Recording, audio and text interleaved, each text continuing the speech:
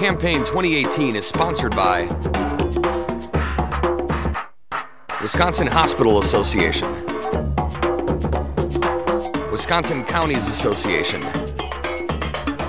Wisconsin Realtors Association, Marshfield Clinic Health System, and Campaign 2018 partner Milwaukee Journal Sentinel.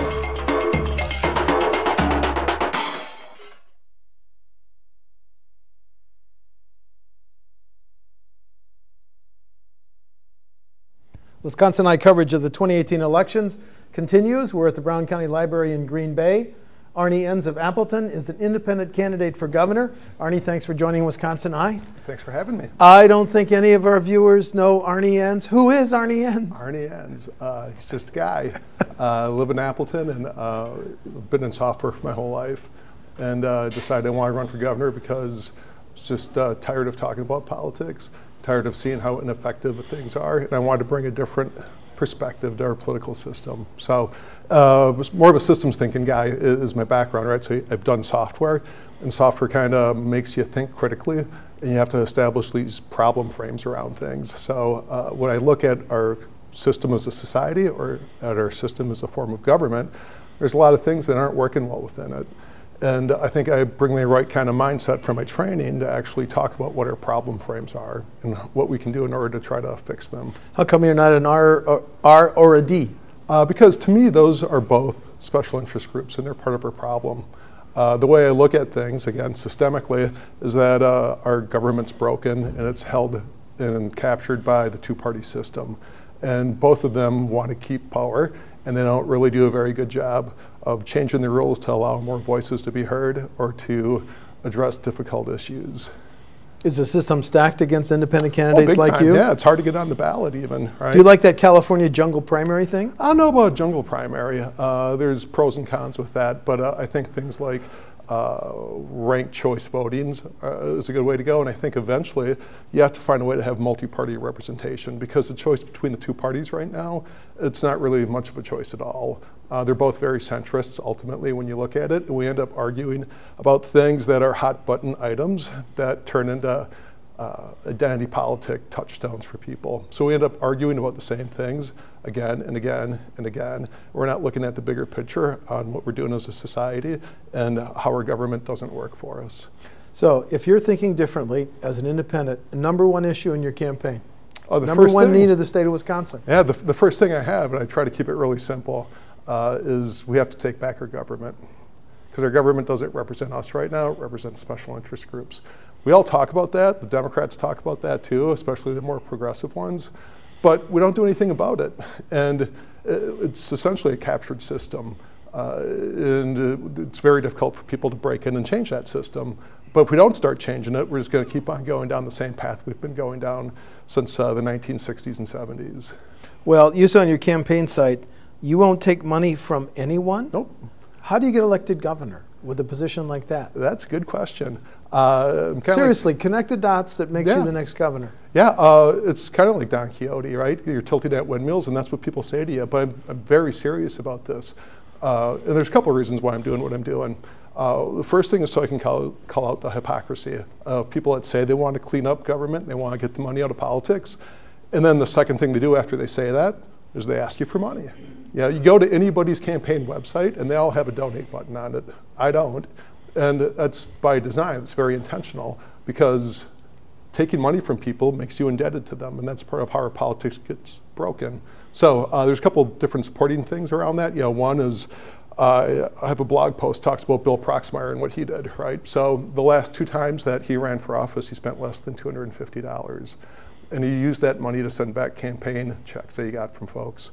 And Proxmire is kind of a reform, anti-corruption kind of senator that had a long run, not sure exactly how long, around 30 years as a senator for the state of Wisconsin.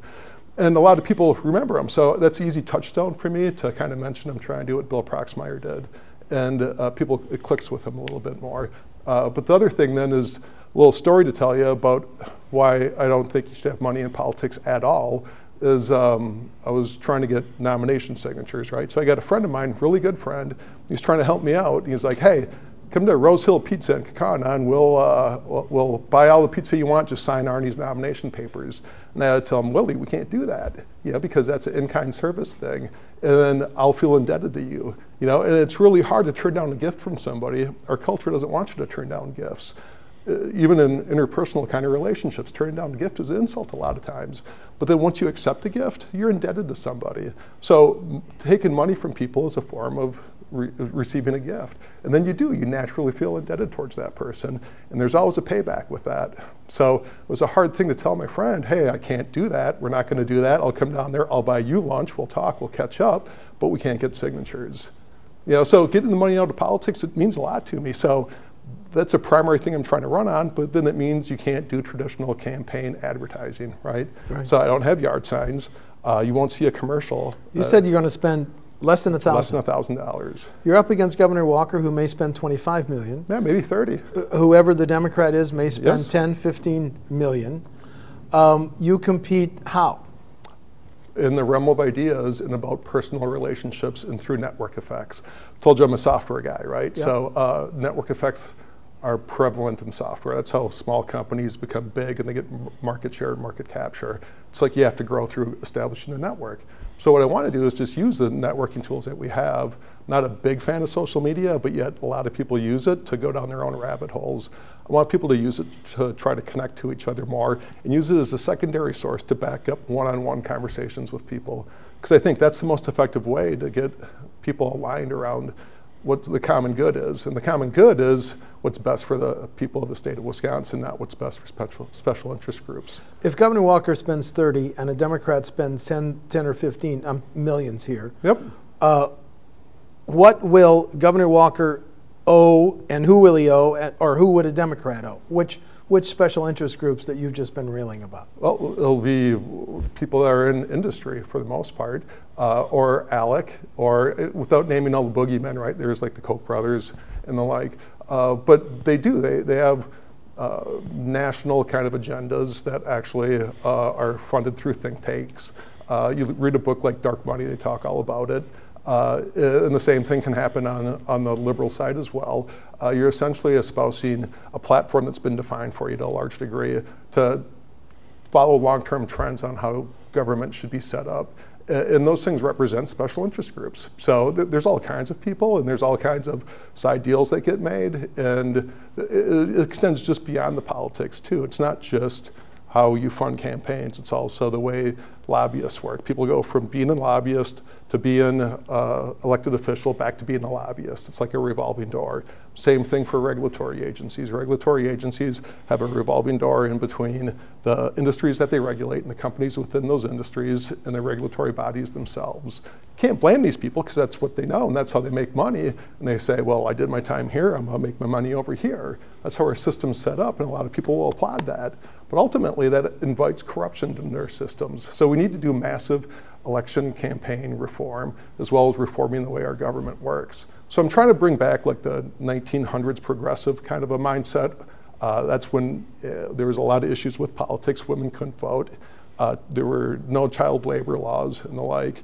And Wisconsin was a part of that movement, right? We did a lot to change how the rules of the system were at Workers' that time. comp, first income tax, there's tons of like stuff, that. right? New Deal stuff too, right? That was all of a sudden, hey, farmers are starving to death. How do we not have farmers starve to death? Well, you had the New Deal with Franklin Roosevelt, right? And then the 60s, another progressive time when actually people lost the right to vote and they were disenfranchised. So we said, hey, this isn't fair. We have to find ways to have civil rights in our society, as well as women's rights, but that kind of fell away with the ERA not getting passed. Before we get into specific issues, one more follow-up question. If you were governor, which you admit is a long shot, yep. What ethical guidelines or rules would you adhere to, and especially on your cabinet and other appointed officials? Yeah, well, you want people that aren't career politicians, right? You want people that are doing the right things for the right reasons. And I am bound by my own social network and people that I know, but I would reach out to people that are part of academic circles or think tanks that are pretty clean and say, hey, this is a shot. This is how we can fix what's wrong with our society. Because the first thing's government, right? I mean, my whole platform, if I kind of go back and look at it and quickly go over it here with you guys, one's take back your government, right? Number two, leave it better than we found it. Number three, be kind. Yeah. Seems pretty simple, right? Seems pretty idealistic. Yeah. Be kind. But yet it's what we teach our children. Why can't we live by those same rules within our society and our social contract? Okay, let's go to issues. Sure. How, if you were governor, what changes would you recommend in our tax structure? Ooh, well, our tax structure, you need to look at the thing holistically. Right now we have a lot of regressive taxes. I prefer progressive taxation, right? A lot of it's centralized more at a state level. I think what you have to do a lot of times is you have to push taxes down to more local level. A lot of libertarian types, a lot of conservative types, as well as a lot of progressives all agree on the same basic principle. Government should be local. So we should also make our tax base local. And we should push things down to that level because that's where most decisions have to be made, because you want high community cohesion. You want people to be able to live and feel a part of something where they're at and have a lot of empowerment with the decisions that they make, while you still maintain the cohesion across the system overall, right? So you have local municipalities or other ways of drawing municipal boundaries that reflect the best way to govern at a local level, and taxation should happen at that level as well. So stuff like a state income tax. What about income and sales tax, the two biggest sources of state revenues? I think you should push them back down to the local level a lot more. Should we keep a state income tax, a state sales tax? We can, but then we just redistribute it down to lower on the chain of our overall government structure. So you would give local governments more authority. Yeah, more authority. More authority to raise their own. They know their local environment. You would lower the state presence and state aids in some of these things? Yeah, it's like federalism, right? With the constitutional conversations people had at the founding of our country about centralized power versus distributed power. Power should be distributed. Power resides within the people. It doesn't reside in an office, right? The power is within an office, but all too often our politicians think the power resides within them. It resides within the office, but it comes from the will of the people. We have to remember that. We have to push that lower down into our system. Should there be any limits on the ability of local government to enact their own sales tax, their own income tax? If their place needs it, then they should be able to do what their community needs, right? If you get the corruption out of the system, if you have it be about real people making long-term decisions around what's best for them where they live, then yes, they should be able to decide what their tax rate should even be within that structure. Local governments have lived with levy limits since 2006. Would you abolish them? Totally. You would? Yeah. Healthcare. Yeah, What changes would you, as governor, try to achieve in healthcare? Well, these are large, complicated things, right? And there's stuff that we talk about, and this is a multifaceted issue. In the short term, right, you would take the federal money in order to expand Badger Care because you want to help people, you want to have people suffer less. But ultimately, it's not about access to health insurance, it's about access to health care. And as a fundamental evaluation of our system, health care is broke too, right? You look at the numbers where 17.5% GDP gets allocated towards healthcare within the United States. That's on average more than twice the average for comparable nations throughout the world. The OECD nations is what they're usually referred to as. That's broke. And they get better outcomes than we get. And you can't address that just as governor by yourself, but you can start having the conversation. But there's another side of that too. It's not about what society can do to provide good health care to people. It's about what people can do to have good health care themselves. It's still personal accountability. It's still the choices you make every day in terms of what you eat and what decisions you make on a daily basis around exercise and stress levels. So people have to be personally accountable in order to make better and more informed decisions. It's hard though because we get packed into this rat race of, hey, I got to work this many hours. I just got to grab what's here and eat it. And I can't think about what I'm doing for exercise. And that's what's part of what's wrong with our healthcare and with our society. So we have to unwind those kinds of stresses in our lives. I mean, we have unbelievable riches as a society, right? And we squander them. You support universal health care? Totally. As a national solution. I totally believe in that. How would you break the impasse in the Capitol on how to pay for our highways? Right now we're not doing the right thing. Leave it better than you found it. You don't load your future up with debt, right? You have to pay out of your pocket as you go with things, unless it's some kind of huge infrastructure investment or an emergency kind of a thing, right? So yeah, we have to pay as we go. And the easiest way to do that, even though it's a regressive tax, is to do it through either a wheel tax or through increasing the gasoline tax. But it is kind of a use it kind of thing. But I think we can actually spend more money on fixing our roads rather than building new infrastructure. That's a part of what we do too. In my opinion, some of the infrastructure we've built lately around the state is overbuilt for the needs of a community. And this also ties back to that number 2 point of leave it better than you found it. We have to act sustainably. We have to think 50 years in the future. And what kind of infrastructure do we need 50 years in the future? We have to radically start thinking about that now if we're going to have a different world then that's actually sustainable, so our kids and grandkids or nieces and nephews, if you don't have your own kids, have a future. And transportation and infrastructure is a big part of that. What about the idea that's getting some traction in the Capitol on tolling? Yeah, it's again another thing, but it's got a lot of overhead associated with it too. So these are kind of traditional issues. What I'd like to say in general around infrastructure, right? We have to think of new stuff for energy sources. That's a big one with long-term sustainability.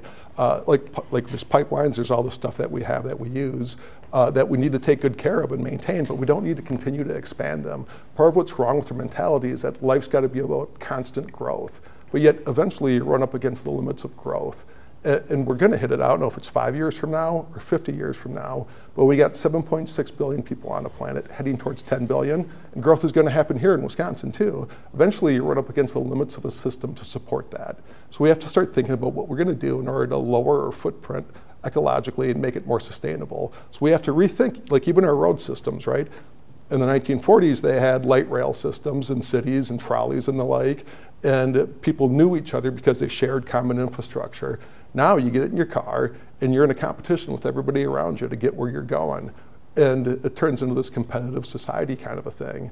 And it leads to more stress in our lives. And we're not kind to each other, which is point number 3.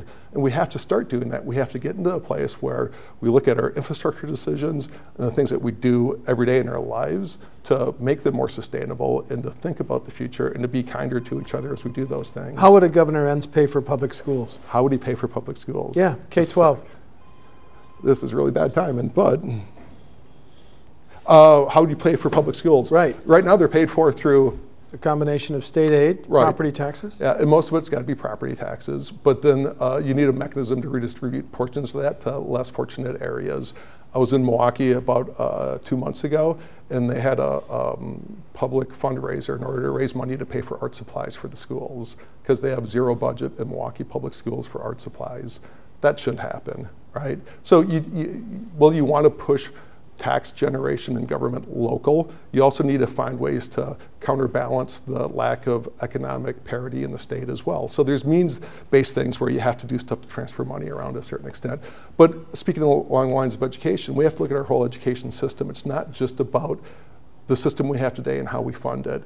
It's to step back, I think, and as governor, I'd like to establish a blue ribbon commission, and everybody hates that when they hear it, but at the same time, we need to reevaluate what we do with education. And it's not just about what we do in the short term and how we fund stuff within a K through 12 program. It's like looking at what Finland does with their early childhood development. And that's about being a child as long as possible and learning how to play and developing social skills rather than trying to learn how to conform and take tests as early as possible. The same thing with the means-based testing that we have in order to rank our schools. We have to give teachers the power to really teach.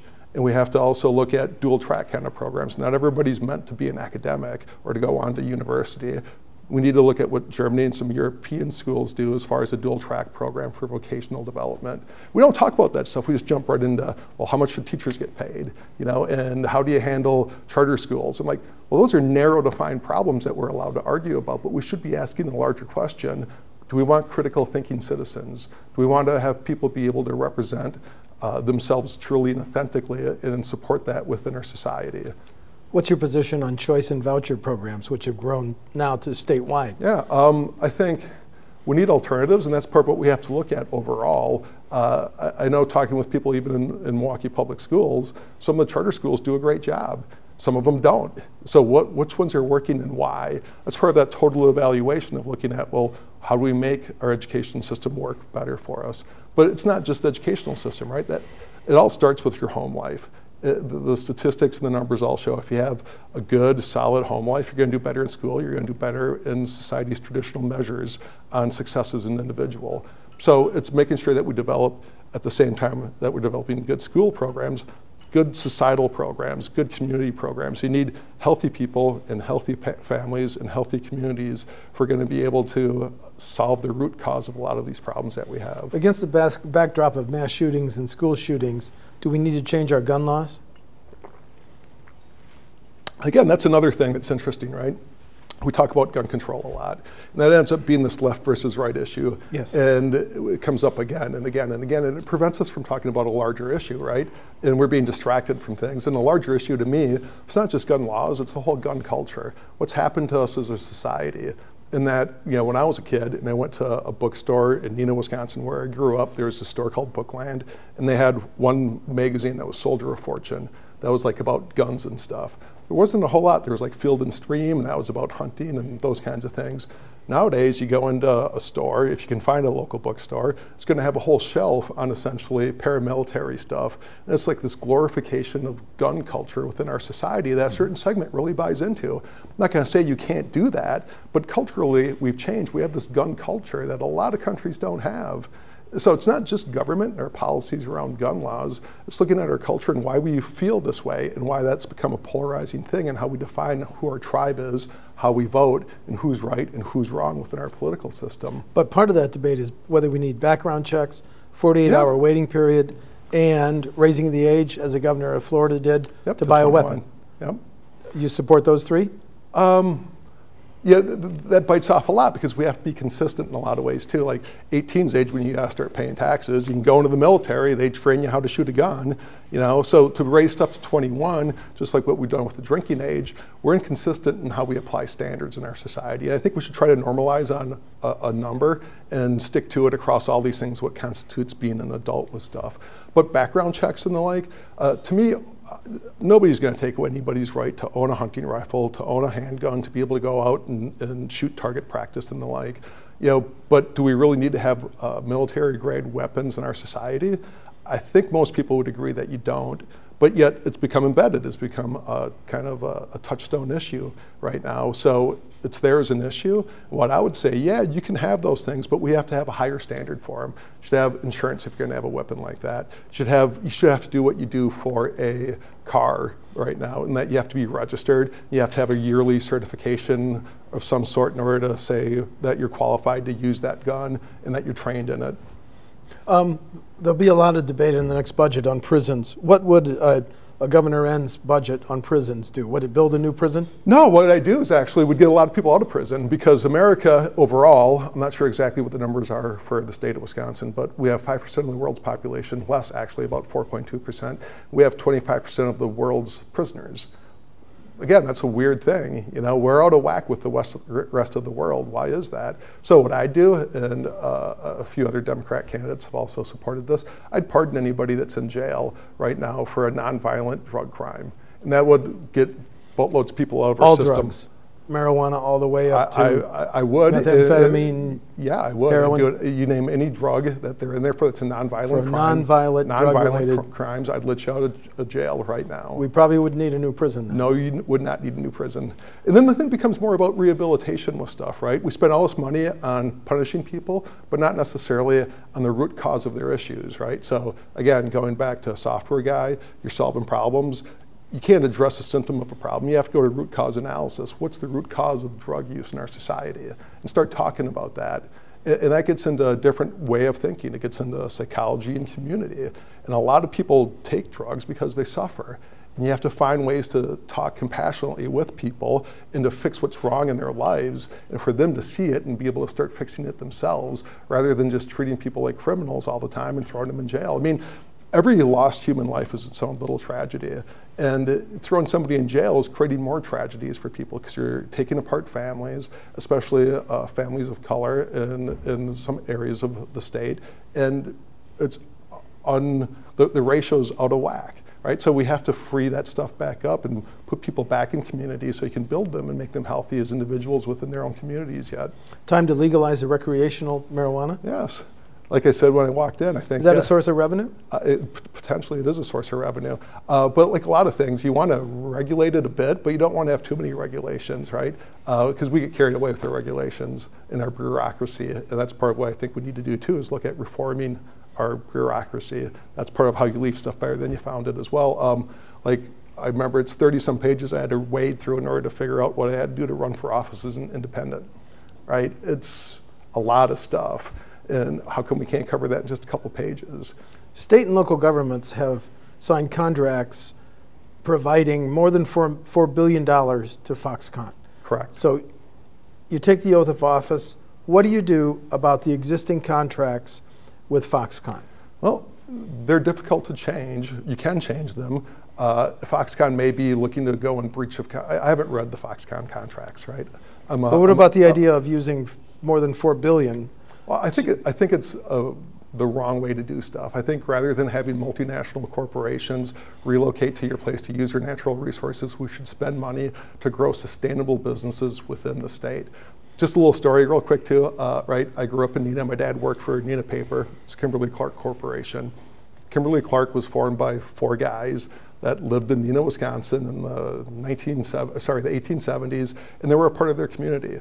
They had a Clark Hospital, that's Kimberly-Clark, right? Frank Shattuck, Shattuck Middle School, Shattuck Park, he was one of the founders as well of Kimberly-Clark. City of Kimberly, right, is named after John Kimberly, one of the founders of Kimberly-Clark. So stuff starts going bad during the Great Depression. They went from 3 shifts to 4 shifts. So they actually had people working more hours and more people actually had a job. So you want local companies that care about and are invested in their local community. When you get multinational corporations, their shareholders live all around the world.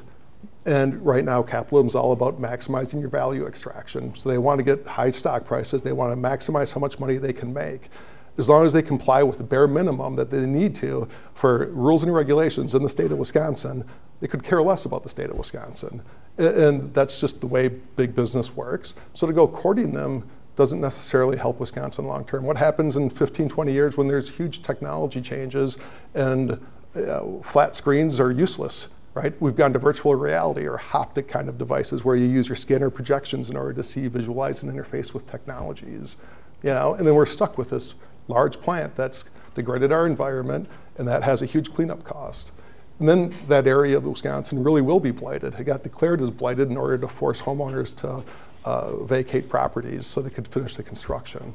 Okay. So large multinational corporations have their own interests at heart, not necessarily the interests of the people of the state of Wisconsin. Final question. We've talked about a lot of issues. I want to give you a chance. Is there any issue central to your campaign we haven't mentioned? Man. Just the last thing I'd go back to, and I'd like to leave people with it. It sounds simplistic, but be kind. And you can start doing that today. It's not who you vote for, it's how you act every day in our society. You don't have to wait for pulling a lever or marking a dot on November 6th. You can start doing that today. You can start making your world around you a better place. You can leave it better than you found it, and you can make a difference in people's lives. So I just encourage people to do that, and then at the same time, just check out my platform overall and connect with me. I'm the campaign manager, I'm the secretary, I'm the webmaster, I'm the candidate. So.